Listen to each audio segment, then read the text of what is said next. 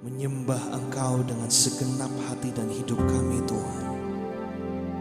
Thank you, Lord Jesus.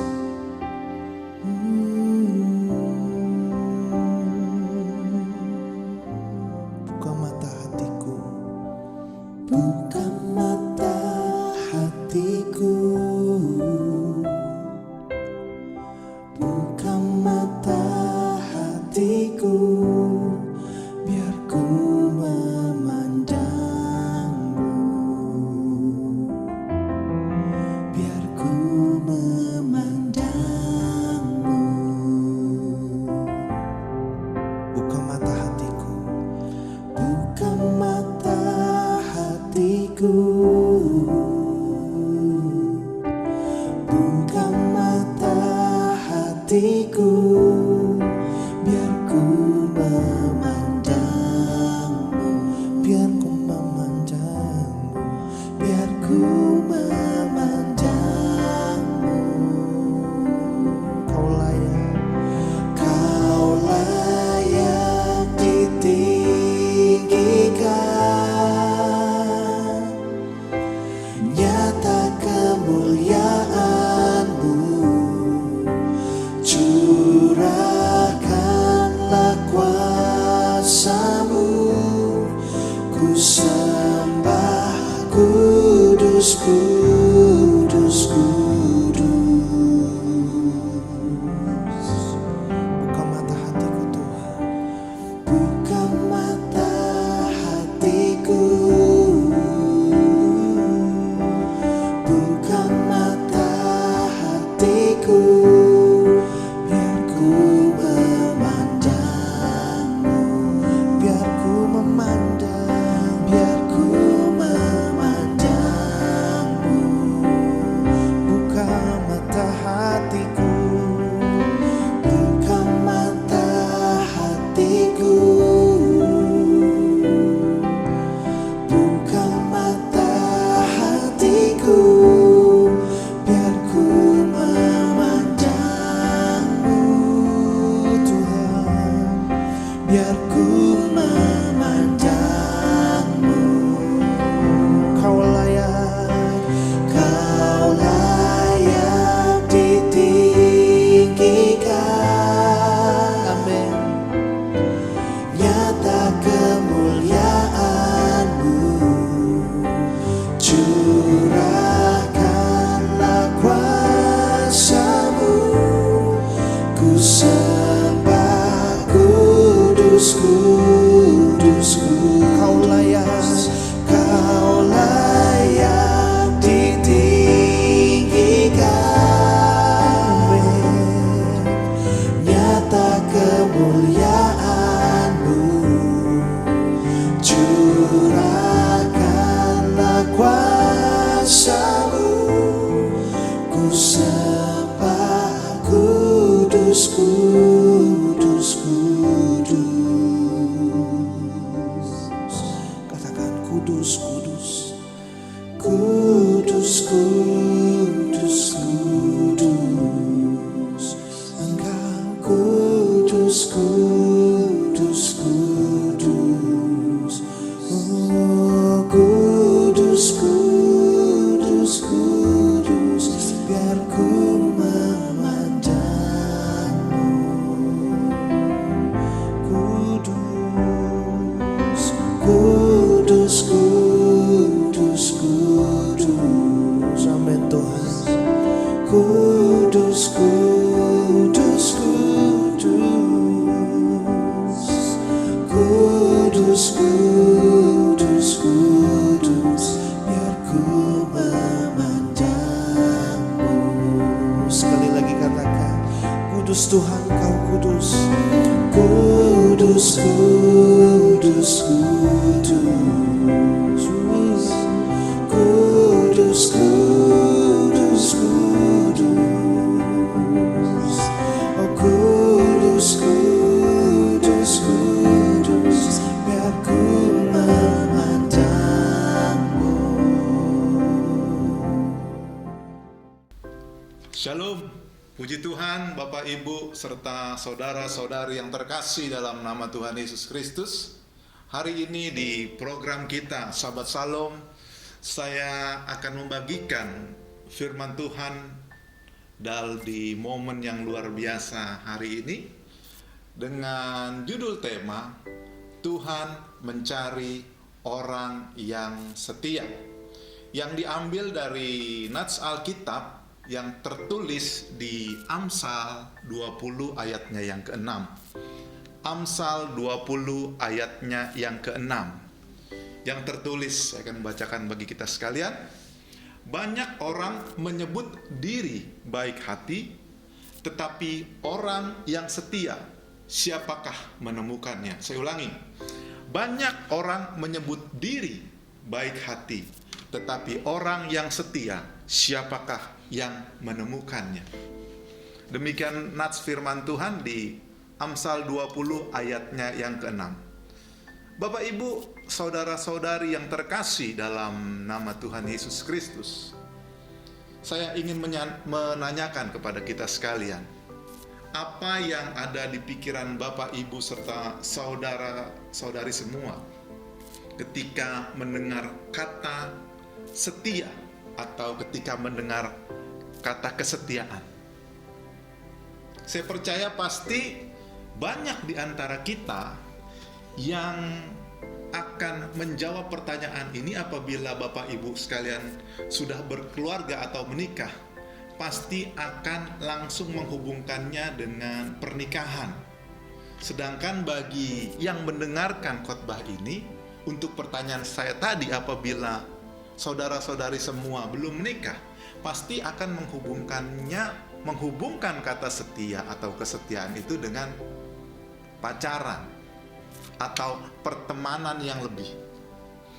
Tentu untuk jawaban dari saudara-saudari sekalian itu tidak salah, Bapak Ibu serta saudara-saudari yang sekalian, apabila menghubungkannya dengan hal-hal tersebut. Ya, karena memang kesetiaan adalah suatu bagian yang penting dalam pernikahan atau dalam perhubungan. Karena tanpa adanya kesetiaan, pasti akan timbul masalah apabila masing-masing pribadi ini tidak setia. Misal, apabila salah satu dari pasangan ini, suami istri ini, misalnya salah satu dari mereka ini, baik itu suami ataupun istri sedang sakit, tapi salah satunya tidak setia mengurus atau mengabaikan pasangannya yang sakit itu, pasti salah satu yang sedang sakit itu, baik itu suaminya atau istrinya, pasti bisa kecewa kepada pasangannya karena diabaikan atau ditelantarkan. Nah, namun Bapak Ibu serta saudara-saudari yang terkasih, bagi saya kesetiaan itu bukan hanya diperlukan di area pernikahan saja atau di area yang berhubungan dengan hubungan saja.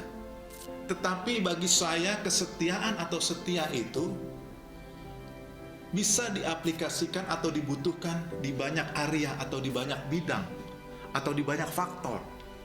Seperti misalnya di dunia kerja, kesetiaan juga menurut saya itu diperlukan. Di bisnis, kesetiaan itu juga diperlukan. Dan lain-lain.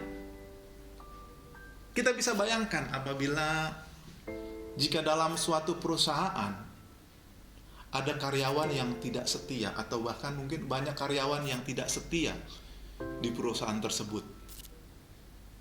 Misalnya nih, ada karyawan di perusahaan makanan tidak setia, ada karyawan yang tidak setia.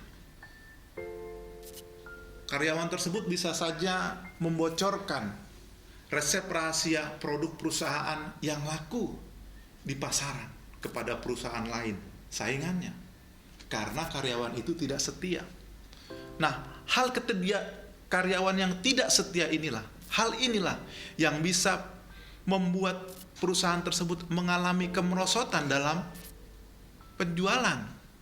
Karena resep rahasia itu dibocorkan oleh karyawan tersebut, pasti perusahaan ini akan mengalami kemerosotan penjualan yang berpengaruh kepada laba perusahaan.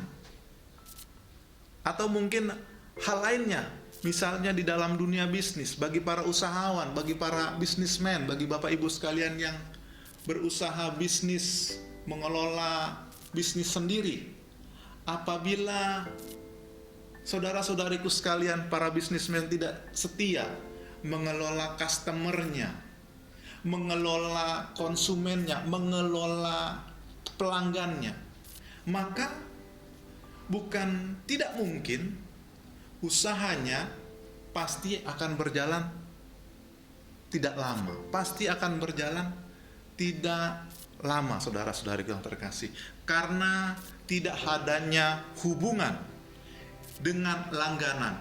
Kesetiaan hubungan dengan langganan tidak dijaga dengan baik oleh kita sebagai bisnismen. Apabila tidak menjaga kesetiaan, mutunya tidak dijaga, kesetiaan mutunya tidak dijaga, hubungannya tidak dijaga. Nah, demikian juga dalam kehidupan kerohanian, Bapak, Ibu, serta saudara-saudari yang terkasih, itu juga menuntut kesetiaan, dibutuhkan kesetiaan dalam bidang kerohanian, di kehidupan rohani kita. Nah, sekarang saya ingin memaparkan apakah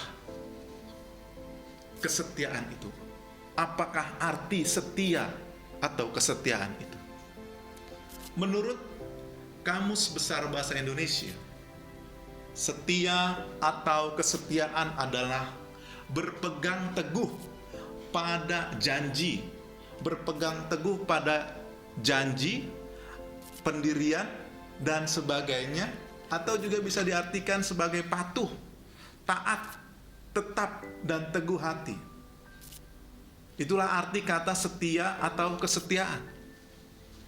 Sedangkan orang yang memiliki kesetiaan atau orang yang setia, sedangkan orang yang memiliki kesetiaan atau orang yang setia disebut dengan orang yang setia.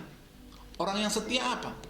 Orang yang setia itu artinya orang yang memiliki pengabdian dan keteguhan hati yang kuat dan selalu ada, di mana orang tersebut mengikatkan dirinya dengan perjanjian. Saya ulangi, jadi orang yang setia adalah orang yang memiliki pengabdian dan keteguhan hati dan selalu ada, di mana orang tersebut telah mengikatkan dirinya dengan perjanjian. Itulah orang yang setia. Saudara-saudariku yang terkasih dalam nama Tuhan Yesus Kristus, di nats yang kita baca tadi di Amsal 20 ayat yang ke-6. Dari nats itu kita bisa katakan bahwasanya Salomo sepertinya ingin menyatakan, banyak orang yang menceritakan kebaikan yang dilakukannya, tetapi untuk kebenaran atas perbuatan-perbuatan baik yang diceritakan hanya bisa terlihat dari sikap atau tindakannya sehari-hari, termasuk di dalamnya kesetiaan. Itu yang pertama. Dari Amsal 20 ayat yang ke-6, Salomo sepertinya ingin menyatakan, saya ulangi, poin pertama, banyak orang yang menceritakan kebaikan-kebaikan yang telah dilakukannya, tetapi untuk kebenaran atas perbuatan-perbuatan baik yang diceritakannya hanya bisa terlihat dari sikap atau tindakannya sehari-hari. Nah, jadi orang bisa aja bilang, wah, saya orang baik, saya banyak melakukan kebaikan lepas kebaikan. Bisa saja orang bercerita itu, menceritakan kebaikannya itu. Namun di sini di Amsal 20 ayat yang ke-6, Salomo sepertinya ingin menyatakan, orang tersebut bisa saja menceritakan kebaikannya. Namun perbuatan-perbuatan baik yang diceritakannya ini hanya bisa terlihat dari sikap atau tindakannya sehari-hari, termasuk kesetiaannya.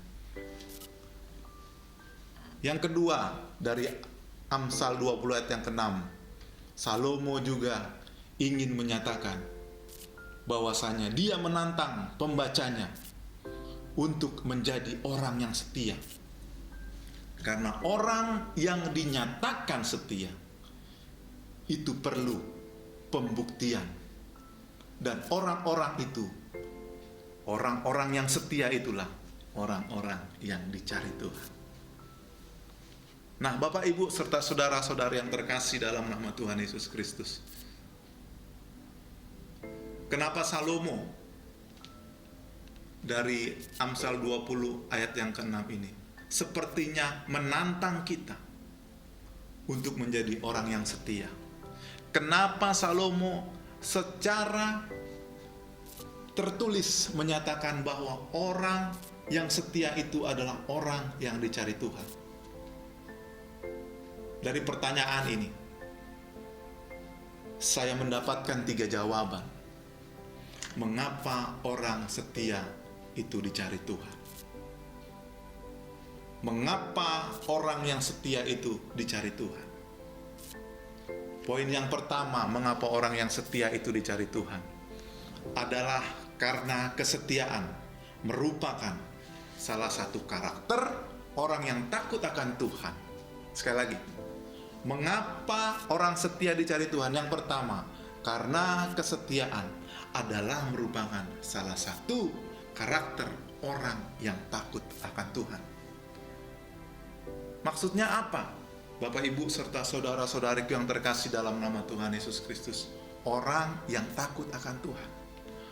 Orang yang takut akan Tuhan adalah orang yang dalam kehidupannya, dalam kesehariannya, dalam kehidupannya ingin selalu menyenangkan hati Tuhan.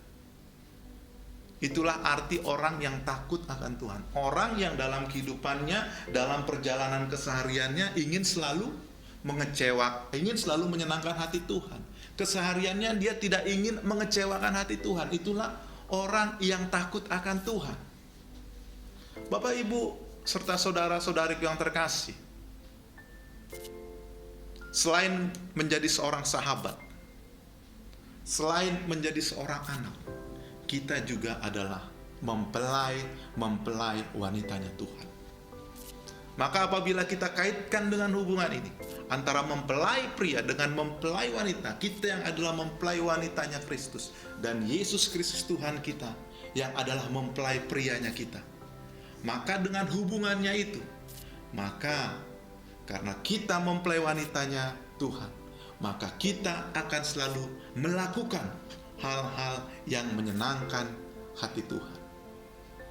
Hal-hal yang kita lakukan adalah hal-hal yang menyenangkan hati mempelai pria kita. Nah, itulah salah satu karakter yang ada dalam kesetiaan. Karena orang yang setia itu adalah orang yang takut akan Tuhan. Poin yang kedua, saudara-saudariku yang terkasih dalam nama Tuhan Yesus Kristus. Kenapa Salomo menantang kita untuk menjadi orang yang setia? Kenapa Salomo menyatakan dalam kitab Amsal 20 ayat yang ke-6 tadi, menyatakan bahwasanya orang yang setia itu yang dicari Tuhan? Yang kedua, setelah poin yang pertama, poin yang kedua adalah karena orang yang setia itu tahu bahwasanya Tuhannya itu setia juga. Di mana kita bisa dapatkan pernyataan firman yang menyatakan dia Tuhan yang kita punya adalah Tuhan yang setia. Ini bisa kita lihat di dalam kitab Ulangan 7 ayat yang ke-9. Di dalam kitab Ulangan 7 ayat yang ke-9 dengan jelas menyatakan bahwasanya Allah yang kita punya adalah Allah yang setia. Saya bacakan. Sebab itu haruslah kau ketahui bahwa Tuhan Allahmu dialah Allah. Allah yang setia, yang memegang perjanjiannya dan kasih setianya terhadap orang yang kasih kepadanya dan berpegang pada perintahnya sampai kepada beribu-ribu keturunan. Jadi dari ayat ini kita bisa lihat bahwasanya Tuhan itu adalah Allah yang setia. Jadi karena Allah kita adalah Allah yang setia, Tuhan yang kita punya adalah Tuhan yang setia, Tuhan Yesus Kristus itu setia, maka dengan demikian Dia juga mencari manusia yang setia. Dia Tuhan setia, Dia Tuhan yang adalah setia. Dia juga mencari pengikut-pengikutnya, anak-anaknya. Dia juga mau anak-anaknya adalah merupakan anak-anak yang setia. Karena hanya orang yang setia yang mampu menggenapi rencana Tuhan. Mengapa Tuhan mencari orang yang setia? Karena hanya orang yang setia yang mampu menggenapi rencana Tuhan. Karena hanya orang yang setia yang mampu melakukan perintah Tuhan. Karena hanya orang yang setia yang mampu memegang komitmen. Bapak, Ibu, serta saudara-saudari yang terkasih dalam nama Tuhan Yesus Kristus, ada beberapa ciri-ciri orang yang setia yang akan saya coba sampaikan saat ini. Ciri-ciri yang pertama orang yang setia itu adalah apabila orang itu setia, ciri-cirinya yang pertama orang itu taat. Maksudnya apa? Orang yang setia itu akan senantiasa tunduk, akan senantiasa patuh kepada peraturan atau kepada perintah Tuhan. Orang yang setia itu seperti yang saya sampaikan tadi, taat. Orang yang setia itu kalau disuruh Tuhan pasti akan langsung melakukannya gitu. Taat. Orang yang setia itu orang yang tunduk atau patuh kepada perintah-perintah Tuhan. Kalau diperintah Tuhan, dia akan langsung melakukannya tanpa banyak pertanyaan, tanpa banyak yang ingin diketahuinya lebih lanjut. Contoh dalam Alkitab bisa kita lihat siapa. Saya berikan di sini untuk satu pribadi yang taat, yaitu Abraham. Abraham ketika disuruh Tuhan untuk mengorbankan anaknya Ishak, dia tidak bertanya-tanya, kenapa Tuhan Ishak? Kok nggak ada yang lain apa Tuhan? Dia tidak menanyakan hal-hal tersebut. Tapi ketika Tuhan menyuruh Abraham untuk mengorbankan anaknya Ishak, dia langsung, firman Tuhan menyatakan, dia langsung melakukannya. Dia pergi bersama-sama dengan Ishak. Dan Abraham langsung melakukan hal itu. Walaupun pada akhirnya Ishak tidak jadi dikorbankan, digantikan dengan domba yang Tuhan telah siapkan di gunung tersebut. Contoh yang kedua adalah Nuh. Apa yang kita bisa pelajari mengenai ketaatan yang daripada Nuh? Yang kedua, ketika Tuhan menyuruh dia untuk membuat bahtera. Nuh disuruh Tuhan membuat bahtera dengan ukuran-ukuran dan bahan-bahan yang sudah ditetapkan oleh Tuhan. Itu Nuh lakukan tanpa banyak pertanyaan. Selama kurang lebih 100 tahun Nuh membuat bahtera, sudah ditetapkan ukurannya, bahan-bahannya oleh Tuhan. Nuh gak banyak bertanya. Coba saudara pikirkan, Nuh ini seorang yang hidup di bukit. Mungkin dia belum pernah melihat bahtera itu kayak gimana, tapi Tuhan perintahkan dia untuk membuat bahtera itu. Dan Nuh tidak banyak bertanya, Tuhan, aku gak bisa, untuk apa sih bikin ini? Tapi Nuh itu tunduk, Nuh itu taat melakukan apa yang Tuhan perintahkan. Bahannya dilakukan seperti yang diminta Tuhan, ukurannya dibuat seperti yang diminta Tuhan. Itulah ciri orang setia. Yang pertama, dia itu taat. Kemudian apa yang kedua? Ciri orang yang kedua yang setia adalah pendiriannya teguh, hatinya teguh. Orang yang setia itu kalau sudah menentukan atau menetapkan pilihan, akan tetap memegang pada pilihannya itu. Atau dengan kata lain bisa kita katakan, orang yang setia selalu memegang komitmen. Tokoh Alkitab siapa yang memiliki ciri ini? Pendiriannya teguh atau hatinya teguh, yaitu Ayub. Kita bisa ambil tokoh ini adalah Ayub. Ayub, walaupun kita tahu Ayub mengalami beragam penderitaan, apa saja? Anak-anaknya mati. Apalagi dia menderita penyakit, hartanya habis. Namun saudara-saudariku yang terkasih, seperti yang kita tahu, walaupun mengalami 3 hal yang saya sebutkan tadi, anak-anaknya mati, hartanya habis, badannya kena penyakit, namun dia tidak komplain. Namun Ayub tidak komplain, tidak marah-marah sama Tuhan.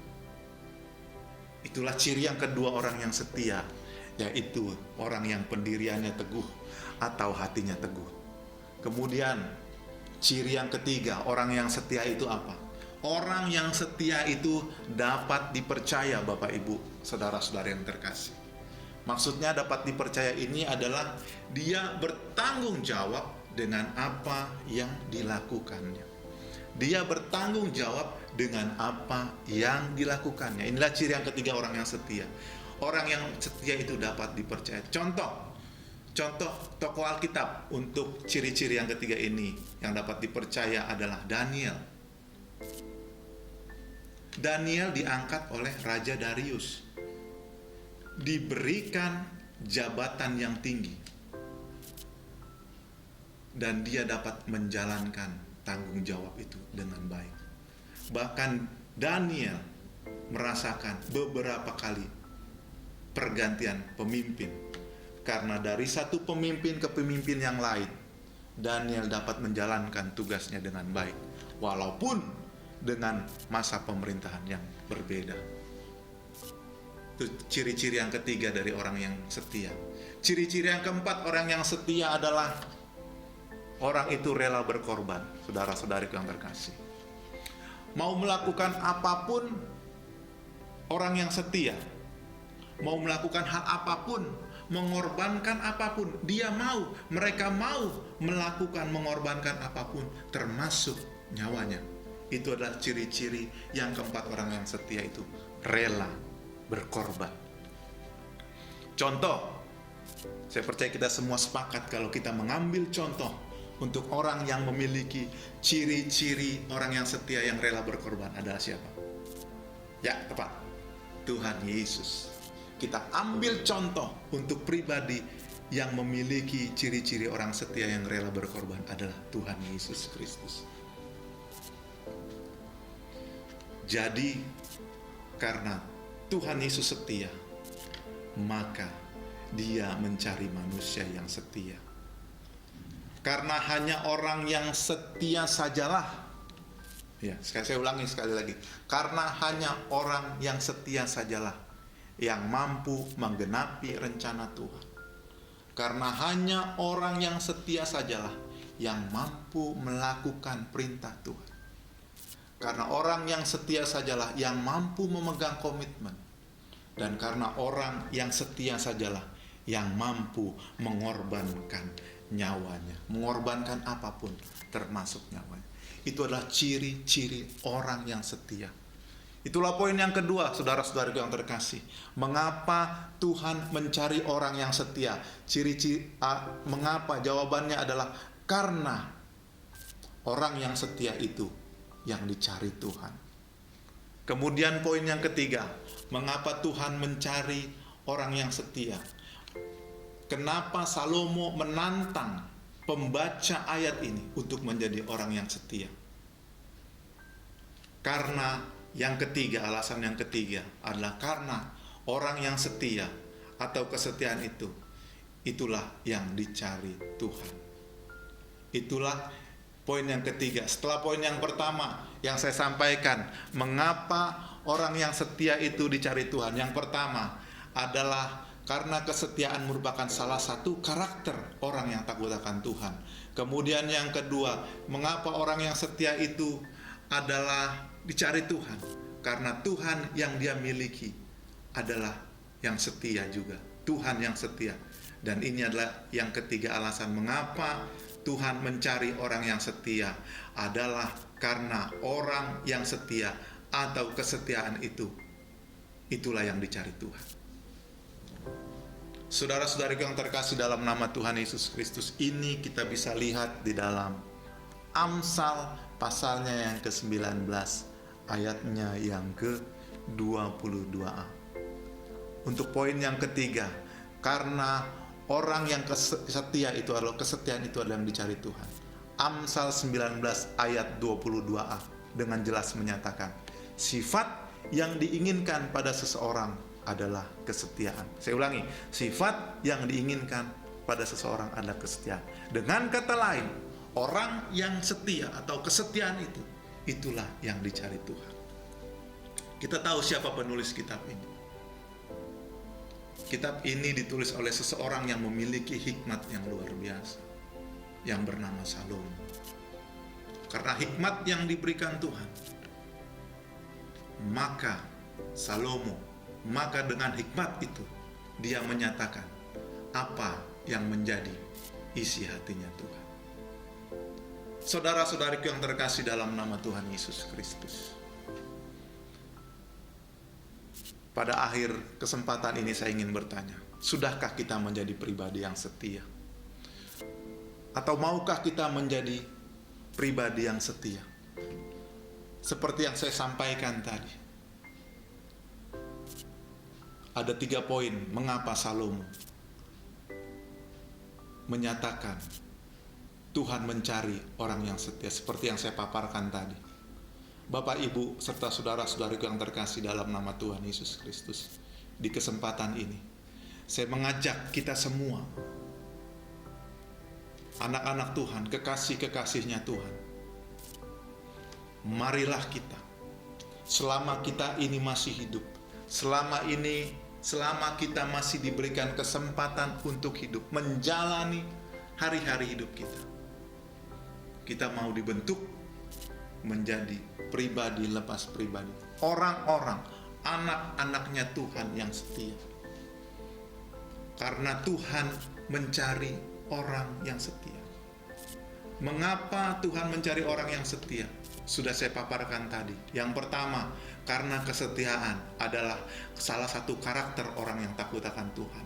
Karena kesetiaan adalah merupakan karakternya Tuhan. Karena Tuhannya setia. Karena Tuhan sendiri adalah setia.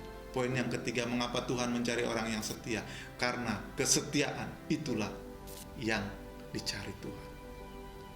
Melalui sharing firman Tuhan yang saya sampaikan kesempatan ini, di kesempatan yang baik ini, di program Shabbat Shalom, saya mengajak para The Warriors yang menyaksikan program ini, mari saya mengencourage kita semua, selama hidup kita, mari menjadi pribadi lepas pribadi yang setia kepada Tuhan.